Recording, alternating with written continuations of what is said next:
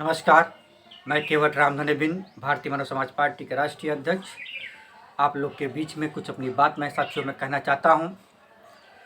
साथियों, आज यह जो दौर चल रहा है कोरोना की महामारी में, जिससे पूरा देश भयभीत हो चुका है।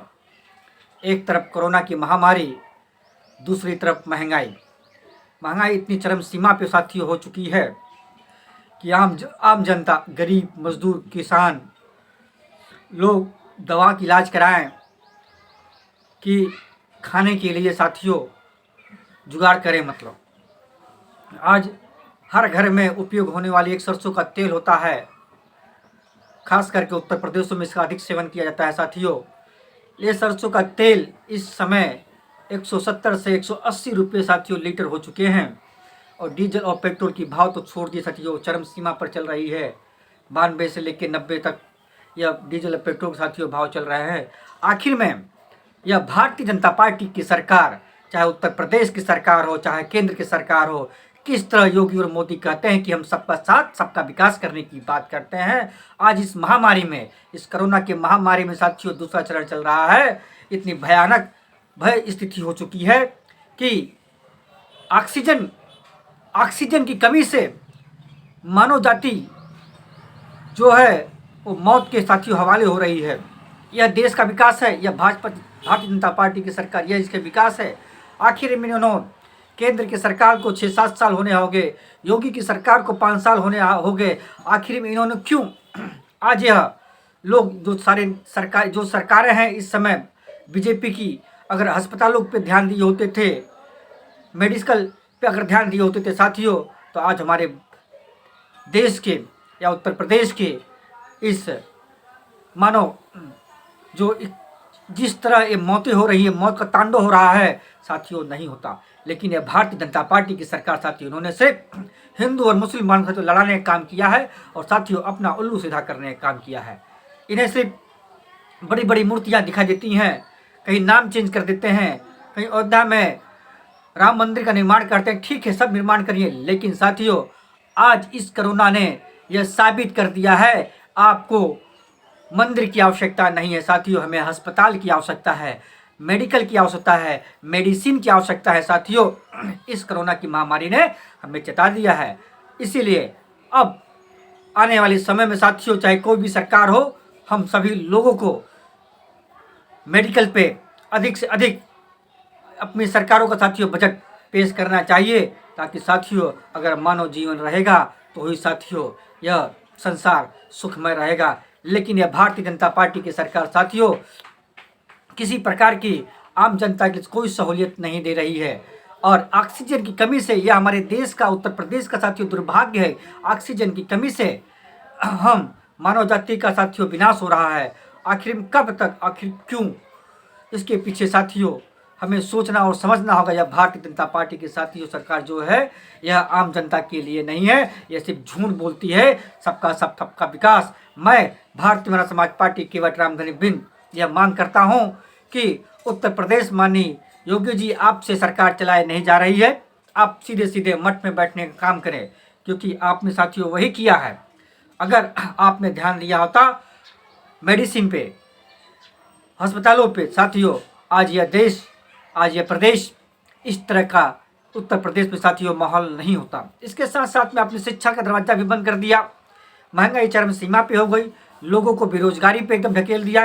किसी प्रकार कोई साथियों विकास इस उत्तर प्रदेश में साथियों नहीं हुआ है। लेकिन साथियों इसके साथ साथ यह भारतीय जनता पार्टी की जो सरकार साथियों है, अति पिछड़े समाज का आरक्षण का भी साथियों नष्ट नाबूद साथियों कर रही है। जिस तरह शिक्षा विभाग के अंदर 69,000 शिक्षकों के आरक्षण के ऊपर साथियों यह भारतीय जनता पार्टी ने तलवार चलाने का काम किया है। साथियों हमें सभी पिछड़े समाज को यह सोचना होगा कि यह भारतीय जनता पार्टी की जो सरकार साथियों है, जैसे पूंजीपतियों की सरकार है। अभी हाल में बंगाल में चुनाव हुआ है, उन्होंने पूरी भारतीय जनता पार्टी की साथियों सारी ताकत उन्होंने बंगाल में झोंक रहे काम किया है। मैं बंगाल की जनता को साथियों बारंबार बधाई देना चाहता हूं, उन्होंने जो निर्णय लिया है वो सही निर्णय लिया है। आज सुनने में आ रहा है कि बंगाल में भारतीय जनता पार्टी के लोगों ने धरने पे बैठ गए हैं। अरे बीजेपी की, भारतीय जनता पार्टी की कि अंधभक्तों, आप लोग को बंगाल धरने पे बैठे दिखाई दे रहा है, लेकिन हमारे दिल्ली में किसान भाई जो कई महीनों से साथियों वह किसान आंदोलन अपने हक अधिकार के लिए कर रहे हैं। 400 किसान को की शादी शहादत हो चुकी है, 400 किसानों की शहादत हो गई है। उन पे आपको दिखाई नहीं देता, आप अंधे हो चुके हो। उसके लिए धरना पर आप नहीं बैठ सकते, उसके लिए माननीय प्रधानमंत्री जी को उसके पास समय नहीं है। तो किसानों की बात सुने और किसानों तक प्रधानमंत्री जी ने उन 400 किसानों को साथियों उन्होंने श्रद्धांजलि देने का भी काम नहीं किया है। ऐसे हमारे देश का दुर्भाग्य है जो हमें ऐसा प्रधानमंत्री साथियों इन 70 सालों 72 सालों में साथियों मिला है। प्रधानमंत्री जी, आपसे देश नहीं चलने वाला, योगी जी आपसे प्रदेश नहीं चलने वाला, आप लोग मानवता के नाते इस्तीफा देने का काम करें। साथियों, मैं वादा करता हूँ, यह विश्वास है, अपने आप यह देश खुशहाल हो जाएगा।